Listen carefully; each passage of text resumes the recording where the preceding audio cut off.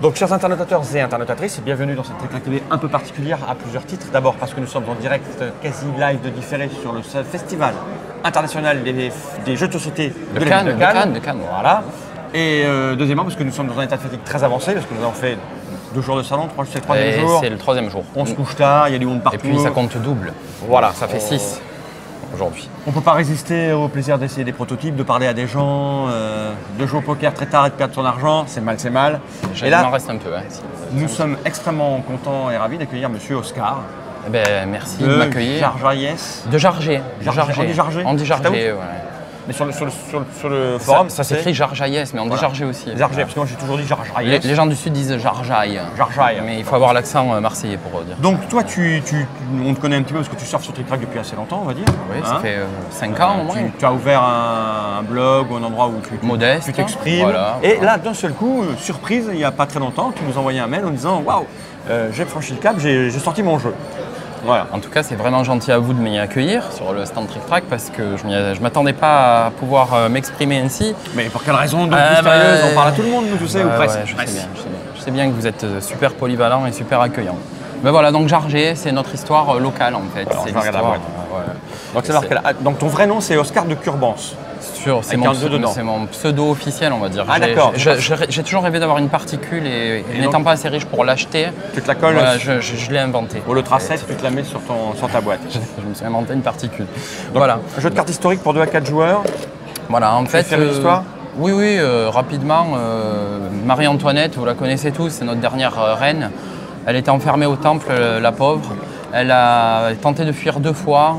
Avec François de Jargé, figure notable de nos chères Hautes-Alpes. Et le complot de l'œillet qui est représenté sur la couverture de boîte a échoué. Et donc les joueurs sont des prospecteurs qui vont être invités à retrouver ce qui est advenu des 1000 louis d'or qui étaient destinés à son sauvetage. D'accord, donc c'est l'argent qui motive les recherches. Oui. Ok, donc c'est un jeu pour 2 à 4 joueurs. Un jeu pour 2 à 4, oui. 10 ans et plus, donc ça veut dire que c'est accessible. C'est accessible, j'y joue avec mes enfants, ils ont 10 ans. Ouais. 45 minutes, il y a quand même Alors oui, 45 minutes, c'est surtout, s'il y a besoin d'expliquer la règle ou pas, il va falloir compter 45 minutes, mais une fois que le jeu est acquis, pas de souci, en une demi-heure ça tient. Voilà. Alors tu as sorti le matériel, la petite boîte, de matériel. T'en as laissé dedans? Oui, il y a encore des petits crayons pour pouvoir noter les résultats de nos prospections. Alors évidemment, puisque c'est un jeu d'enquête, on va devoir déduire des choses simplement. Tout ceci va être géré par de l'argent, puisque les municipalités haut-alpines subventionnent les prospecteurs afin qu'ils puissent récolter un maximum d'informations. Et les joueurs donc, qui représentent ces prospecteurs, au fil de leurs enquêtes, vont pouvoir cocher sur la fiche d'enquête que voici les indices qu'ils auront soit mémorisés, soit effectivement en main. Voilà. Alors, je vais vous montrer, je vais vous présenter. C'est un jeu de déduction, donc. C'est un jeu de déduction. Oui. D'accord. Alors, la mise en place évoque un glorieux ancien. On peut le nommer? Oui, vas-y. Voilà, ça évoque le Cluedo. Mais après, la mécanique n'a plus rien à voir. Ce qu'évoque le Cluedo, c'est qu'en fait, on va déterminer un scénario initial historique dans lequel on va tirer au sort une date parmi 3, 1791, 92 ou 93, un personnage parmi 3. Pierre-Étienne Borel, ou bien Marie-Antoinette elle-même, ou bien le seigneur de Jargé. Ah, à quoi ressemble-t-il? Un air de famille, monsieur Fall. Toi? Non. Ouais. Non, le vrai personnage historique. Ouais. Non, moi je suis un imposteur. Ouais. C'est bien de l'avouer, un peu comme nous. Nous sommes des escrocs. Et puis le village de Jarjaille, un lieu donc, village de Jarjaille pour les Marseillais, Jargé sinon, les terres hautes provençales, ou bien la prison du Temple. Okay. Donc on va extraire une carte de chaque deck d'indices, un lieu, un personnage, une date. Et je vous ferai remarquer, monsieur Fall, que chaque carte d'indice comporte une petite iconographie en haut à gauche, des petites fleurs de lys. Voilà. Une ou deux? Une, deux, trois ou quatre même. Ah, d'accord. Voilà, qui correspondent en fait aux 4 cases qu'on va pouvoir cocher au fil de notre enquête. Ça veut dire que si à un moment donné, dans mon enquête, j'ai cette carte en main ou que j'ai visualisé cette carte et que je l'ai mémorisée, je vais avoir le droit de cocher la case François de Jargé numéro 3. Et pour pouvoir exclure le personnage François de Jargé du scénario mis en place au départ, il va falloir pouvoir cocher les 4 cases qui correspondent à ce personnage-là. D'accord. Voilà. Okay. La partie va se dérouler en 2 manches qui sont assez similaires, mais avec des mécaniques assez variées également. Donc au début des 2 manches, puisque les 2 manches correspondent à deux années de prospection en fait. Voilà. on va pouvoir commencer par une phase de draft. On considère qu'on est aux archives nationales, on n'a rien le droit de noter, et les joueurs qui ont les 4 cartes en main qu'on leur a distribuées d'abord vont pouvoir consulter ce qu'on leur a donné. Alors ici, il n'y a pas d'indice, je ne vais pas mélanger au préalable. Il a une cache secrète, il a un gravat. S'il s'avère que dans sa main initiale, il avait eu un indice, il aurait pu le garder devant lui et drafter les 3 cartes au joueur suivant en essayant de mémoriser ce qu'il lui passe puisqu'il n'est pas certain de ce qui va lui revenir. Okay. Donc l'échange se fait jusqu'à ce qu'on ait de nouveau 4 cartes devant nous. À ce moment-là, on peut prendre notre fiche d'enquête et commencer à cocher ce que l'on a gardé devant nous ou ce qu'on a mémorisé qui ne nous est pas revenu. D'accord, voilà. Okay. Cette phase-là de draft n'existe que 2 fois, au début de chaque manche. Après, on enchaîne avec des tours qui sont toujours identiques. Alors les municipalités sont assez généreuses au début puisqu'elles nous donnent 6 pièces pour mener à bien nos recherches. Et parmi ces 6 pièces, en fait, certaines vont être utilisées pour réaliser des fouilles ou acheter des informations en corrompant nos adversaires. Alors parmi notre main initiale de 4 cartes, on va poser une carte entre nous. Ça comme ça. Voilà. Merci. On va poser une carte entre nous, le joueur adverse fait pareil et on a le droit ou pas de dire ce qu'on met et surtout on a le droit de mentir. Par exemple là, je suis assez bien intentionné, je mets une année, mais je dis à l'autre joueur, en fait, je mets un personnage en fonction de ce qu'on pense qui l'intéresse. Ça influence le prix de départ de l'enchère en fait un petit peu.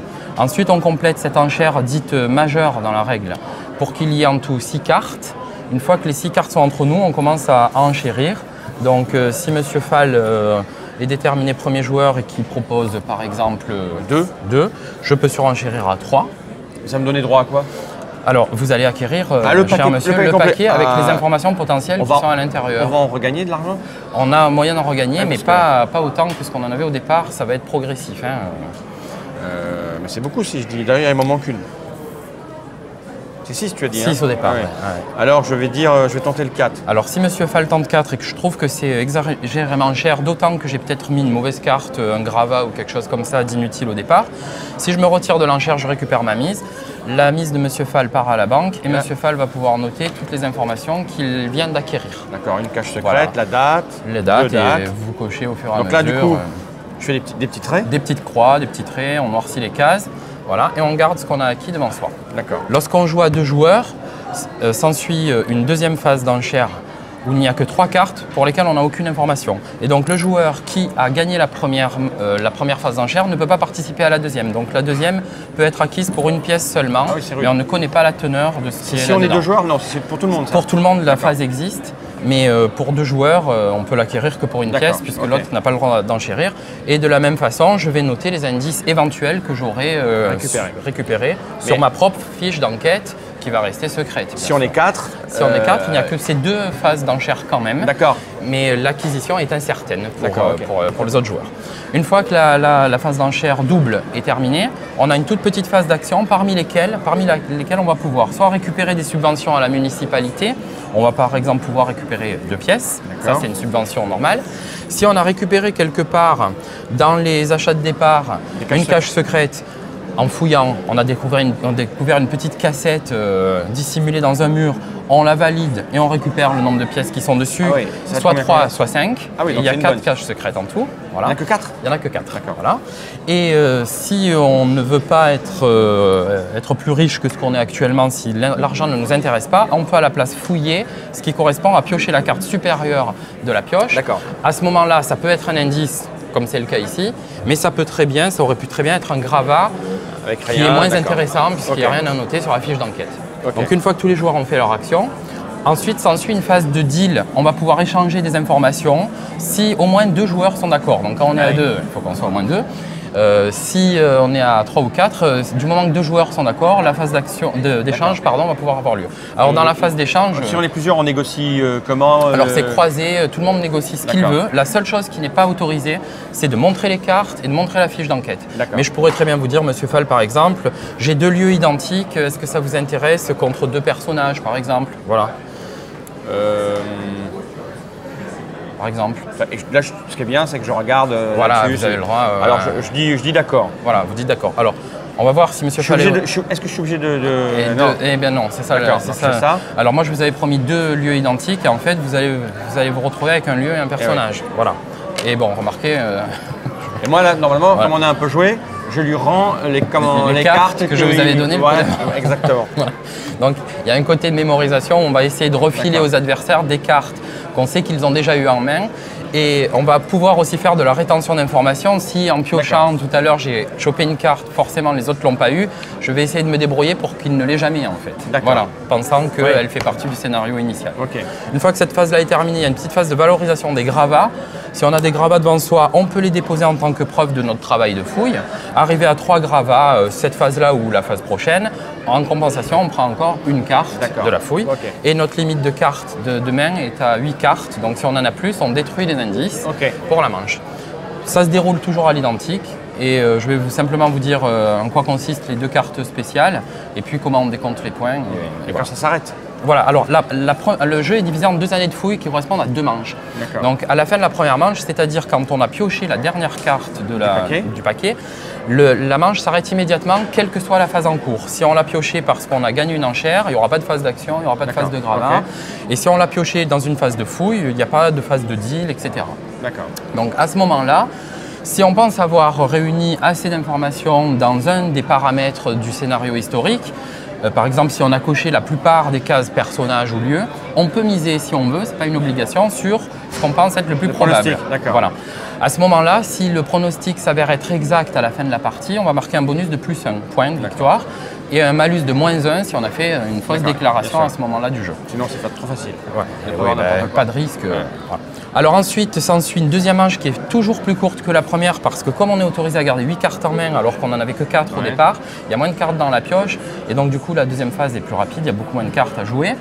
Et à la fin de la deuxième manche, on va déclarer définitivement quel est le scénario qu'on pense être le plus proche de la réalité. À ce moment-là, pour chaque réponse exacte, on marquera 2 points et pour chaque réponse fausse, on en marquera 0. On fait le cumul des points en fonction de ce qu'on a misé et parié. On vérifie dans le scénario historique combien de points ça nous donne. Et s'il y a égalité en tête, c'est le joueur qui aura gardé le plus d'argent, qui aura moins dilapidé, qui sera départagé et qui sera vainqueur. Donc le jeu se déroule ainsi. Simplement, à un moment, voilà, on va arriver à tirer une des 4 cartes rouges. Au début de partie, tu les mets dans le paquet, tu mélanges. Voilà, en fait, si elles sont distribuées d'emblée à une main initiale, ça ne peut pas se faire, on la remet, on redonne une carte bleue. D'accord. Alors, si un joueur achète un lot ou pioche une carte en fouillant qui est une carte rouge, il peut arriver 2 choses. En tout cas, l'effet est toujours immédiat. La première chose, c'est si c'est un conseil municipal, la municipalité demande des comptes aux joueurs pour voir s'ils dépensent leur argent pour ne pas aller à Euro Disney, par exemple. Donc, alors là, à ce moment-là, on est obligé de passer 3 cartes de notre main à notre voisin de gauche. D'où l'intérêt d'avoir peut-être gardé des gravats et pas les avoir valorisés pour lui en disant moi j'ai rien trouvé, j'ai rien d'intéressant à déclarer. Voilà. Et l'autre carte spéciale, c'est la crue. Alors la crue de la Durance prévaut. Merci. La crue de la Durance prévaut sur le conseil municipal. Ça veut dire que s'il y a une crue qui est tirée avant un conseil, le conseil est annulé. La crue de la Durance dévoile en fait des indices insoupçonnés jusqu'alors. Ce qui veut dire qu'on va prendre les cartes de la pioche et on va les retourner jusqu'à ce que 2 vrais indices apparaissent et soient rendus publics. Donc là, par exemple, chacun va pouvoir cocher Jarget numéro 3 et 1793 numéro 2. Alors là, il s'avère que c'était d'emblée 2 cartes indices réelles, mais parfois, ça dévoile des caches secrètes qui sont perdues, des gravats qui sont perdus, et ça épuise très rapidement la pioche, et donc on n'est jamais certain de savoir combien va durer en fait une manche en fonction de quand. Ce que tu notes en carte, c'est le croisement année-numéro là. Voilà, année-numéro. Ici, ça va être la carte 3, ici ça va être la carte 2. Non, en fait, c'est simplement quel personnage, quelle année, quel lieu. L'icône numéro 1, numéro 2, numéro 3 ne sert qu'à différencier les 4 cartes et à vérifier qu'on a eu les 4 cartes en main. Donc à la fin du scénario, quand on vérifiera le scénario historique, on aura simplement à dire, d'après moi, c'est François de Jarget qui a emporté l'argent au Temple en 1792. On ne tient plus compte à ce moment-là après des petites icônes fleurs de lys. Voilà, j'espère que j'ai été clair et concis. Oui, parce que moi, au début, je t'avoue, quand tu as commencé, je me disais, oula, je ne comprenais pas tout. Et puis très rapidement, il y a un point de bascule, on comprend que Bah, on va juste cocher des cases et éliminer des cartes et qu'il y a Voilà. un peu, Et il y a un peu de d'échanger, history dedans. voilà, échanger, croiser des informations autant Voilà, qu'on peut. ça n'a pas l'air très compliqué. C'est pas compliqué. C'est pour ça qu'on se dit que les enfants de 10 ans peuvent y jouer, donc forcément. Voilà, exactement. Est-ce que des gens ont des questions à poser là-dedans à Monsieur Oscar? Alors, moi j'en ai une.